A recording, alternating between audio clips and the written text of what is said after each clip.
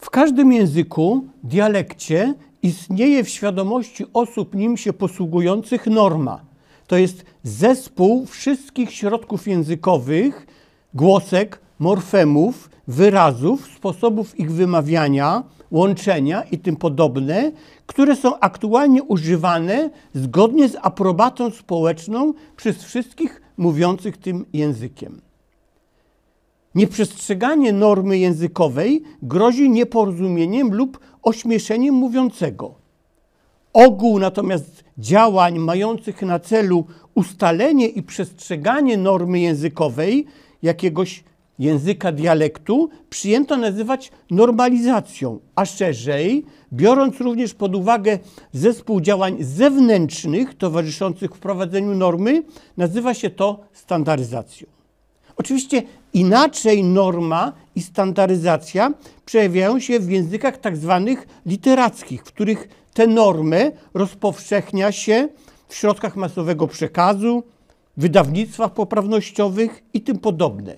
A inaczej wygląda to w dialektach, w których norma przejawia się zdecydowanie słabiej, ale choć nie ma publikacji poprawnościowych, to nieprzestrzegający tej normy są w kontaktach werbalnych po prostu niezrozumiani i ośmieszani. W sytuacji dużego zróżnicowania dialektalnego Kaszubszczyzny, Kaszubie z północy trudno bowiem zrozumieć współziomka z południa tego regionu, sytuacja dodatkowo się komplikuje. Rozważa się nawet możliwość usankcjonowania dwóch częściowo odrębnych norm środkowo-kaszubskiej i północno-kaszubskiej. Standaryzacja języka kaszubskiego na szerszą skalę zaczyna się dokonywać dopiero współcześnie, w XXI wieku, choć próby jej wprowadzenia w tekstach literackich widoczne są w tych tekstach już od chwili narodzin kaszubskiego piśmiennictwa. To znaczy zapoczątkował to Florian Cejnowa 1817-1881, a także pojawia się to w utworach kolejnych pisarzy, także Hieronima Jarosza Dyrdowskiego, Młodokaszubów, Zrzeszyńców itd. Standaryzacja kaszubskiego języka literackiego będącego ciągle in statu nascendi, to znaczy na etapie powstawania, lecz ustawicznie zwiększającego zakres poliwalencji uczonego w szkołach i przedszkolach, przekazywanego przez środki masowego przekazu, staje się swoistą koniecznością, ponieważ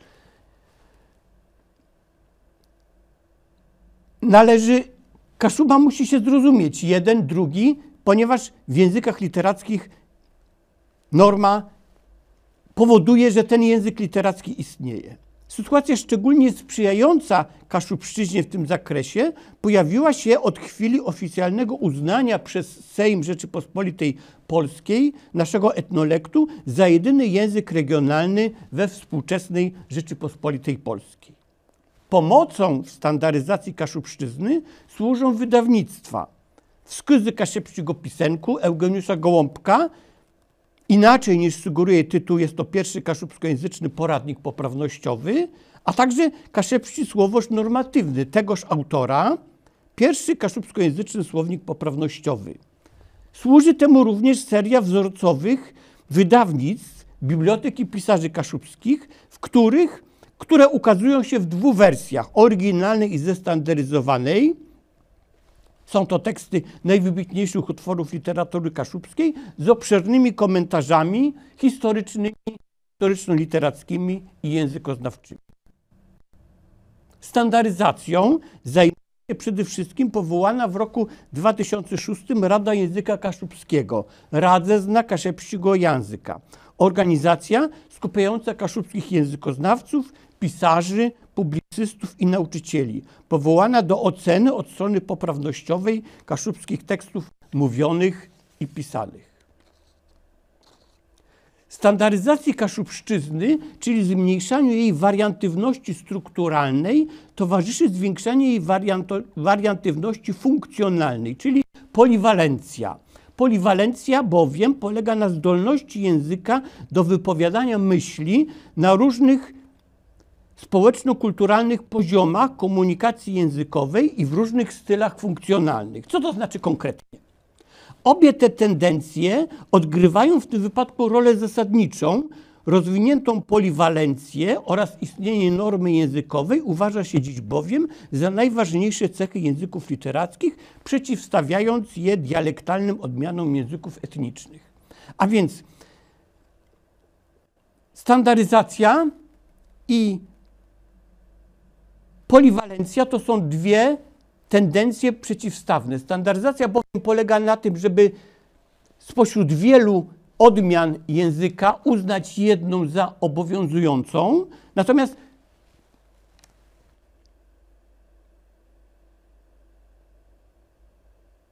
poliwalencja to zdolność języka do funkcjonowania w różnych stylach i w różnych sytuacjach komunikacyjnych. Poliwalencja polega na tym, że Kaszubszyzna przestaje być systemem używanym tylko w domu i przy pracy, na przykład na roli i w pracy rybaka, ale zaczyna funkcjonować również w szkole, w sklepie, w urzędzie, w kościele, w kinie, w teatrze itd. Przyjrzę się teraz obecnie, w czym przejawia się standaryzacja. Oczywiście swoistą rangę każdemu językowi nadaje tłumaczenie Biblii. Choć Kaszubszyzna nie dysponuje jeszcze przekładem całego Pisma Świętego, to istnieją kaszubskie przekłady Ewangelii, całego Nowego Testamentu, psalmów, a także przeznaczone do czytań mszalnych lekcjonarz. Tłumaczenie Biblii nadaje szczególną rangę każdemu systemowi językowemu. W tym wystąpieniu pomijam sprawę kaszubskiego tłumaczenia Biblii, choć ono jest oczywiście bardzo ważne. Pierwsza sprawa przy standaryzacji to kaszubskie teksty beletrystyczne. Miano ojca literatury kaszubskiej przysługuje Florianowi Cejnowie 1817-1881. Był to z wykształcenia lekarz, ale był to on pierwszym człowiekiem, który świadomie pisał po kaszubsku. A ponieważ urodził się w północno-kaszubskim Sławoszynie, należącym do dialektu żarnowieckiego, ten właśnie dialekt uczynił tworzywem swych tekstów. Choć dodawał również formy i słownictwo z innych dialektów oraz liczne polonizmy. Cejnowa pozostawił po sobie teksty publicystyczne, na przykład Książeczka dla Kaszebów, Kaszebi do Płeluchów, w Zniemczeniu Kaszebów nadłedrzańszczych. Pozostawił teksty folklorystyczne, na przykład Przesłowie o Kaszebście, baśnie. Pozostawił teksty literackie, czyli słów o Kaszebach i ich zemi, rozmowa Polacha z Kaszebą, rozmowa Kaszeby z Polachą i tak dalej. A także jest autorem tłumaczeń, na przykład bezrymowe tłumaczenie tekstu Aleksandra Puszkina Łe Reboku i Rybce. Oraz również pozostawił po sobie pracę nad językiem, na przykład Uwygi nad Mływą Kaszebską. Był również autorem gramatyk i słowników. Drugim z kolei pisarzem kaszubskim był Hieronim Jarosz Derdowski 1852-1902. Derdowski inaczej niż Florian Cejnowa nie miał ambicji do stworzenia odrębnego języka literackiego, uważał bowiem Kaszubszyznę za dialekt polski, nadający się do stosowania w literaturze humorystycznej. Pozostawił po sobie humorystyczną epopeję Łepami Czorlińszczym co do Pucka Płetjachą, pozostawił poemat Jasiek z Kniei, pozostawił dramat Kaszubę pod Widnem i zbiór przysłów Nurcek Kaszebści. Tworzywem swych tekstów literackich pisarz uczynił rodzimy dialekt zaborski, ale w niektórych miejscach formy ograniczone tylko do tego dialektu zastąpił ogólnokaszubskimi i to już jest próba standaryzacji.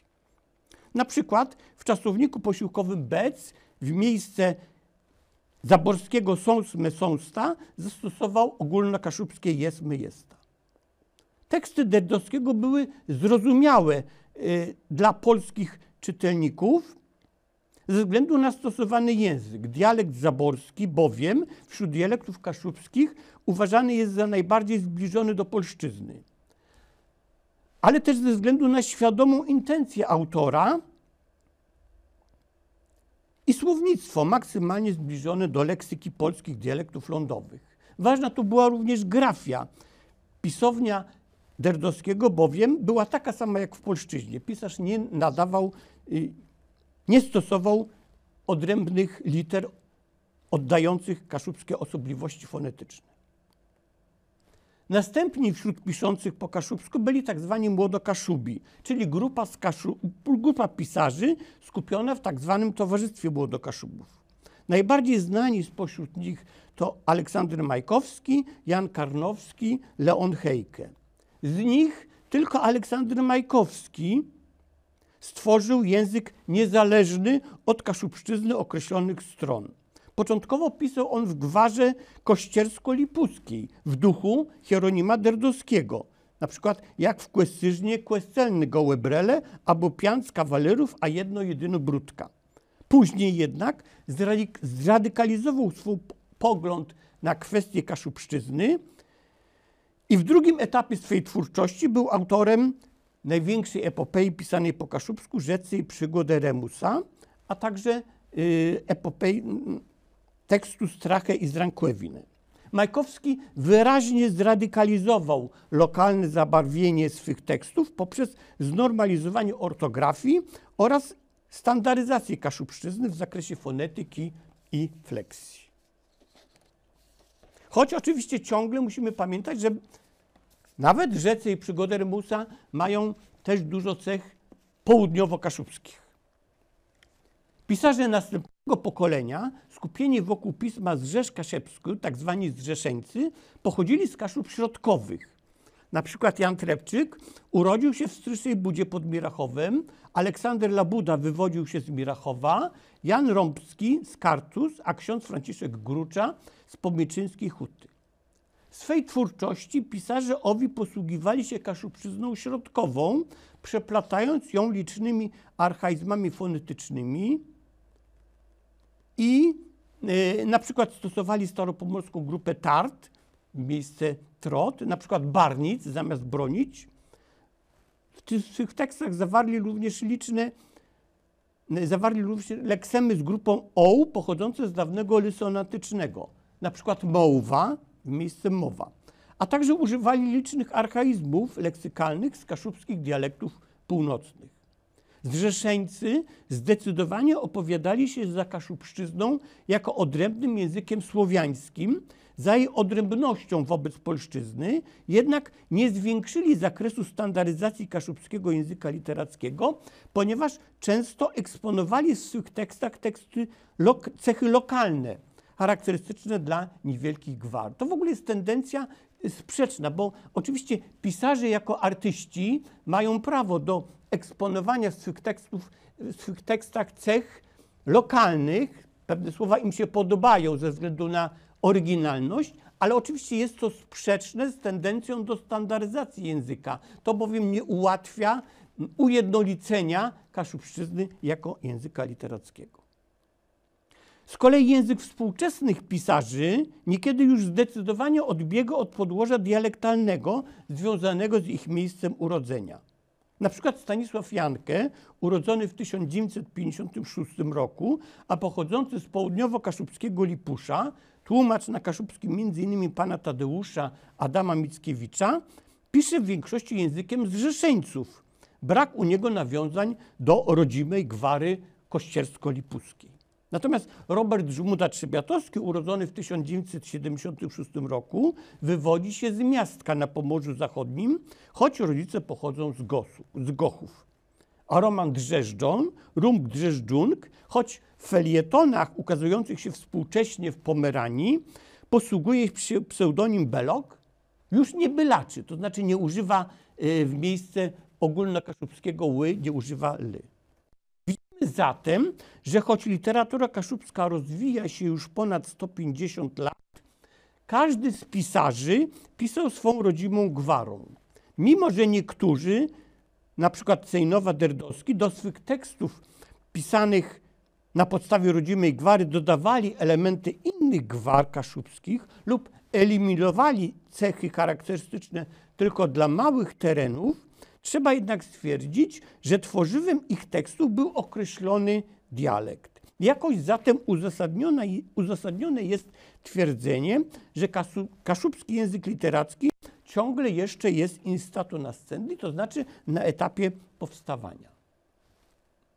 Obecnie, ponieważ większość pisarzy pochodzi z Kaszub środkowych, a pochodzący z innych regionów w mniejszym lub większym zakresie wprowadzają do swych tekstów kaszubszczyznę środkową, stąd też z jej północno-wschodniej części pochodzi Eugeniusz Gołąbk, autor poradnika poprawnościowego i słownika poprawnej kaszubszczyzny.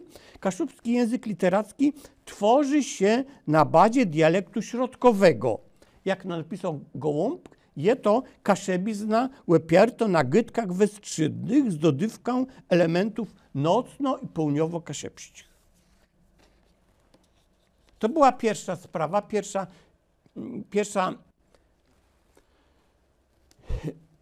pierwszy obszar, w którym przejawia się standaryzacja języka kaszubskiego. Drugi z obszarów to grafia, czyli pisownia. Przy standaryzacji kaszubszczyzny dużą rolę ciągle odgrywa pisownia. Florian Cejnowa parokrotnie zmieniał system graficzny. Zaczynał od ortografii polskiej, następnie stosował tak zwaną ortografię czeską. Tu były kłopoty z drukarnią, bo brakowało czcionek. Stąd błędy i niekonsekwencje. Pod koniec życia stosował tak zwany alfabet wszechsłowiański, podany przez księdza Franciszka Malinowskiego w pracy Krytyczno-porównawcza gramatyka języka polskiego, Poznań 1869. Derdowski, jak podałem przedtem, nie zastosował odrębnej ortografii, lecz teksty swych utworów zapisywał literami polskimi, co oczywiście w pewien sposób zubożyło jego kaszubszczyznę. Swoisty system ortograficzny zastosował Majkowski w Rzecym i przygodach Remusa.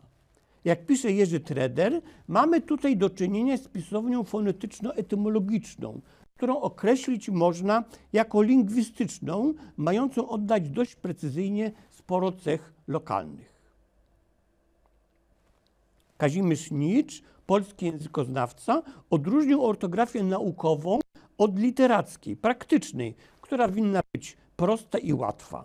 Proponował zatem 3 dodatkowe znaki w porównaniu z ortografią polską, czyli ozdaszkiem, czyli azę z blewiązką u góry, z kropkami dla szwa, pochylone i nie radził zaznaczać labializacji, a kygi miękkie radził zapisywać przez cidzi.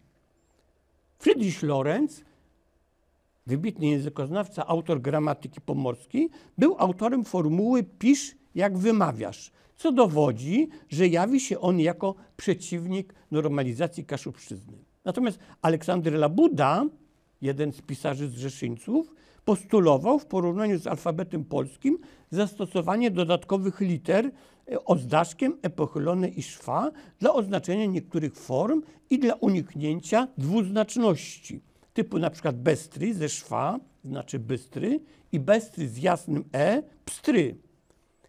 Miękkość natomiast postulował zapisywać przez jotę. Z kolei Stefan Bieszk, autor propozycji ortograficznych z roku 1959 roku, postulował wprowadzenie litery W, dotychczas stosowano tu V, natomiast a dla zaznaczenia labializacji proponował, tak jak to jest współcześnie używane, zastosowanie kreseczki z lewej do prawej. Postulował również wprowadzenie liter ozdaszkiem, pochylone i szwa, a także literę Y. Dotychczas zrzeszyńcy jej nie stosowali, ponieważ miękkość zaznaczali przez jotę. Autorem systemu ortografii kaszubskiej był również Leon Ropel, wydawca licznych tekstów kaszubskojęzycznych w czasach powojennych. W roku 1974 została powołana komisja do spraw reformy ortografii kaszubskiej, na której czele stanął Edward Breza. Sekretarzem był Jerzy Treder, a członkami pisarze kaszubscy. Wypracowała ona system ortografii kaszubskiej obowiązujący do roku 1996, kiedy to nowa komisja pod przewodnictwem Edwarda Brezy wprowadziła poprawkę do tamtych ustaleń, polegającą na tym, że nosówkę przednią zalecano pisać jako a, czyli a z blewiąską u góry, przy tylnojęzykowych miękkich kg, realizowany w Kaszubszczyźnie jako czy zaprzestano zapisywania zbędnego i.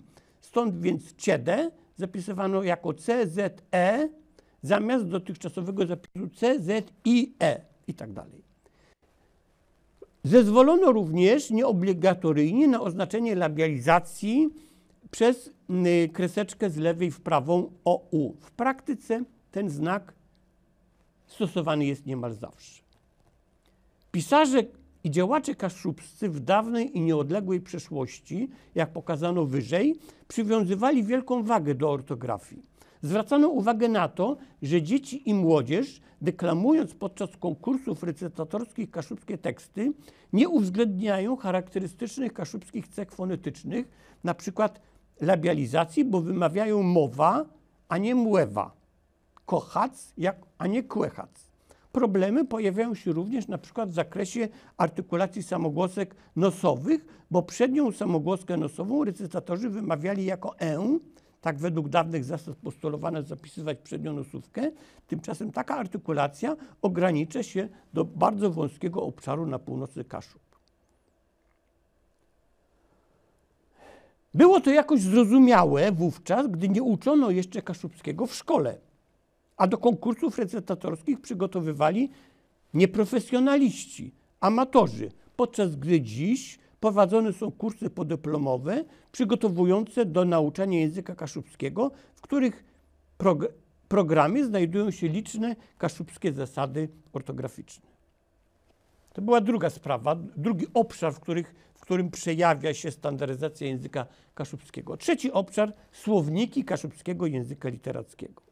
Większość pisarzy, a także wydawcy kaszubskojęzycznych tekstów dołączali do swych utworów słowniczki, aby ułatwić czytelnikom lekturę.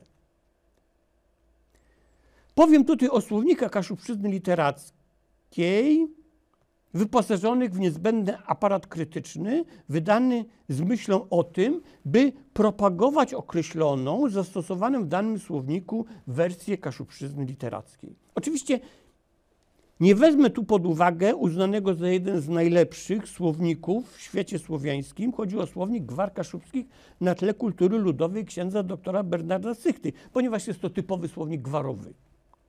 On nie zajmuje się propagowaniem kaszubszczyzny literackiej.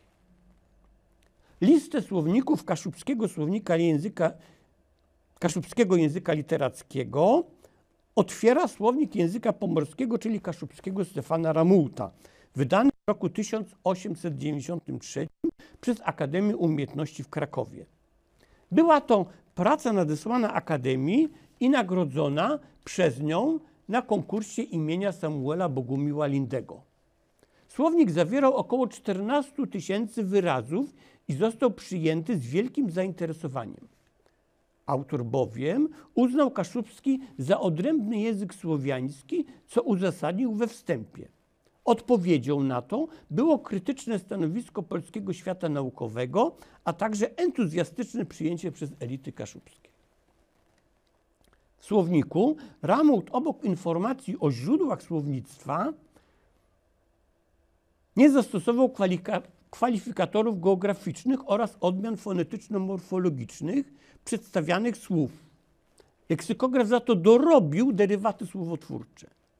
Nie wszystkie wyrazy autor zaczerpnął z mowy ludu, ponieważ jest to także słownictwo typowo inteligenckie.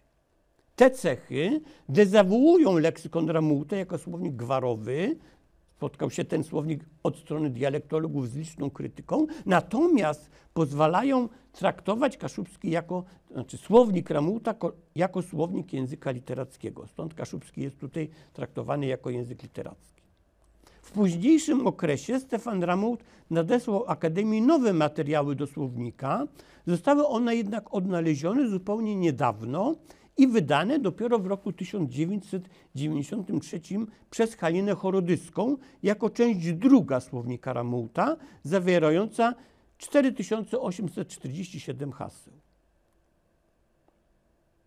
Kolejny słownik to z 1960 roku słowniczek kaszubski Aleksandra Labudy, pomyślany jako pomoc dla nauczycieli pracujących na Kaszubach, a nie znających kaszubskiego. Drugie, poszerzone wydanie tego słownika, zawierające około 10 000 haseł, w tym 580 neologizmów, wydano w roku 1982 dwustronnie, jako część kaszubsko-polską i polsko-kaszubską w opracowaniu Edwarda Brezy i Jerzego Tredera. W roku 1994 ukazał się z kolei dwutomowy słownik polsko-kaszubski Jana Trepczyka w opracowaniu naukowym Jerzego Tredera.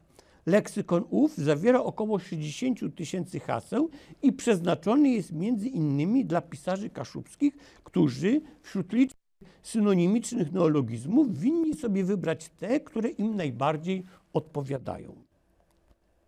Obaj ostatnio wymienieni autorzy kaszubskich leksykonów, to znaczy Trepczyk i Labuda, to członkowie grupy literackich tzw. zrzeszyńców. Zawarli oni w swych słownikach liczne neologizmy, które są przecież niezbędne, aby z mowy wiejskiego ludu stworzyć język literacki, zawierający terminy i pojęcia, których brak w gwarach ludowych. Powstaje zatem specyficzna sytuacja, taka, że dziś nie tylko język utworów literackich wpływać ma na kształtowanie się kaszubskiego języka literackiego. Specjalną, w pewnym sensie nawet naczelną funkcję spełniać mają w tym procesie słowniki polsko-kaszubskie, przeznaczone zarówno dla twórców i tłumaczy, jak i dla tych, którzy, mówiąc po kaszubsku, odczuwają zrozumiały skądinąd niedostatek różnego rodzaju pojęć i terminów w gwarach przecież nie występujących. Kolejny słownik.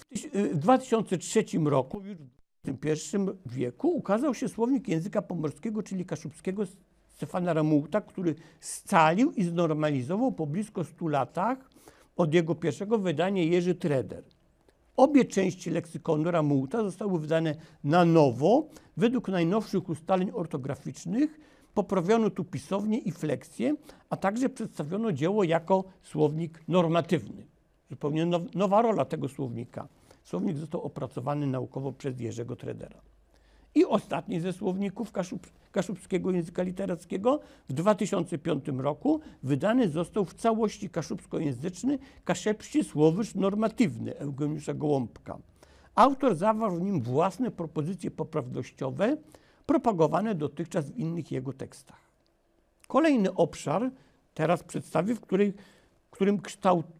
na którym widać standaryzację języka kaszubskiego. To terminologia. Terminologia to wyrazy i wyrażenia używane w wyspecjalizowanych dziedzinach życia społecznego, na przykład w nauce, gospodarce, sporcie i nazywające pojęcia z nimi związane. Terminy nie należą do podstawowego zasobu słownikowego języka, lecz uzupełniają go w stopniu uzależnionym od kulturowej ważności dziedziny, do której się odnoszą. Dla społeczności posługujących się tym językiem, na przykład w Kaszubszczyźnie Nadmorskiej, występują liczne terminy rybackie, natomiast raczej uboga jest terminologia ogrodnicza. Pożądaną cechą terminów, szczególnie naukowych, jest ścisłość i jednoznaczność. To jest bardzo ważne, ścisłość i jednoznaczność. Na przykład w gwarze stolarskiej bardzo ważne jest, jak nazywa się odpowiedni młotek, czy jak nazywa się odpowiedni pilnik. One bowiem powodują, że albo gwóźdź odpowiedni, że sprzęt wykonany przez stolarza jest wykonany dobrze, że stół się nie rozpadnie. Tak samo w każdej innej dziedzinie. Od chwili wprowadzenia języka kaszubskiego do szkół ustalenie kaszubskich terminów naukowych staje się koniecznością.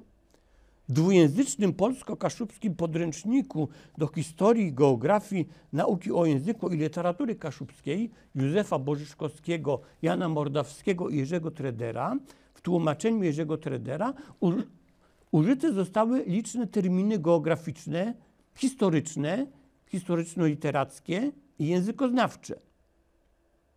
A z kolei geografia Kaszub z 2008 roku Jana Mordawskiego, przetłumaczona na kaszubski, mocno swego czasu rozpropagowana, W tym podręczniku nie wzięto tych propozycji pod uwagę, lecz poszczególne rozdziały oddano do tłumaczenia różnym autorom. Także nawet w obrębie jednego podręcznika zastosowano terminologiczną mozaikę, trudną do przyjęcia.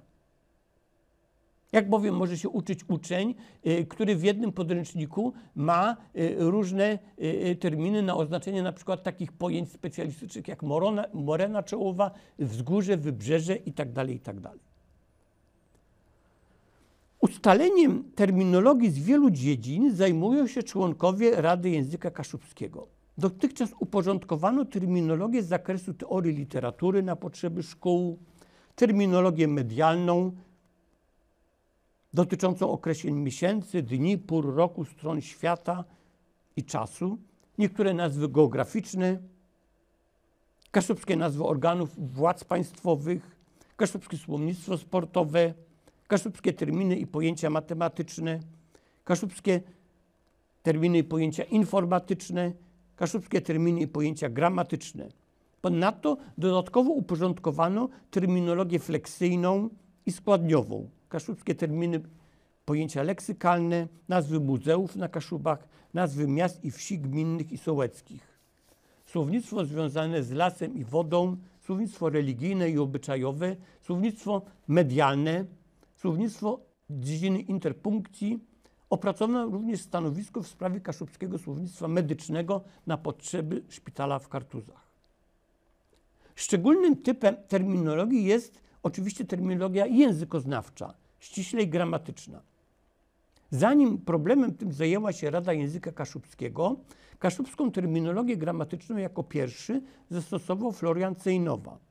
Przy opracowywaniu podręcznika Kaszubski Język Literacki jego autorzy uwzględnili przede wszystkim uwagi profesora Edwarda Brezy. Ukazała się również kaszubskojęzyczna Spedlowo-Widza Łekaszybznie profesora Jerzego Tredera, zawierająca jego wykłady. I ona również z drobnymi wyjątkami kontynuuje tę terminologię. W pewien sposób wyłamuje się z wierności jednolitej terminologii gramatycznej Eugeniusz Gołąbek. Podczas gdy na oznaczenie rzeczownika ogólnie przyjęto już używać terminu istnik, on, to znaczy Gołąbek, we wskazach i w słowarzu używa wyrazu rzeczownik. Gdy na oznaczenie rodzajów, yrtów, przyjęto określenie chłopści, czyli męski, białogłowści, czyli żeński, włóczymy sobie po kaszubsku pod wpływem sugestii Tredera zmieniono ten przymiotnik białogłowści na białci, ale ten wyraz się nie przyjął, białogłowści jest częstszy. Gołąbek używa na przykład dla rodzaju dzecny, nijaki, pisze nijaci. Również tę terminologię zastosowano w gramatyce autorstwa Hanny Makurat. A więc podsumowując, standaryzacja języka kaszubskiego najszybciej, najpełniej dokonuje się w dziedzinie języka beletrystyki. Choć bowiem pisarze tworzyli w swym rodzimym dialekcie, wśród pisarzy współczesnych przestaje to już być regułą, to stosowanie leksyki i form gramatycznych z innych dialektów kaszubskich jest przynajmniej próbą standaryzacji języka, a takie próby podejmowali twórcy kaszubscy już od Floriana Cejnowy. Nie można również twierdzić, że w owych próbach standaryzacyjnych kolejni pisarze idą dalej, dokonują postępu. Na tej drodze obserwujemy również cofnięcia, jak w wypadku eksperymentowania z rzeszyńców, szukania i eksponowania przez nich cech ograniczonych do małych gwar. Współcześnie, dzięki sprzyjającej sytuacji politycznej w Polsce i uznaniu kaszubskiego za język regionalny, któremu przysługuje ochrona ze strony państwa, dokonuje się standaryzacji języka kaszubskiego na szerszą skalę w różnych dziedzinach życia społecznego. Obok tego, dzięki pojawianiu się kaszubskiego słowa w różnych sferach życia i w różnych stylach funkcjonalnych, systematycznie zwiększa się zakres poliwalencji języka, to znaczy język kaszubski pojawia się w różnych dziedzinach życia, nie tylko w sferze domowej, ale również w urzędach, w kościele, w kinie, teatrze i tym podobnych. Dziękuję bardzo.